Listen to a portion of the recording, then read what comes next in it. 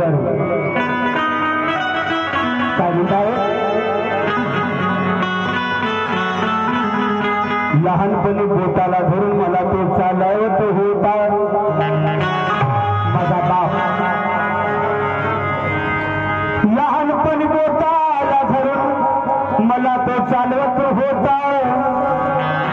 नाही दिसलो घरात जरी मी हाक मारून मला बोलत होता लहानपणी बोटाला धरून मला तो चालवत होता नाही दिसलो घरात मी जर हाक मारून बोलत होता माझ्यासोबत सुखाचे टोची ते घालवत होता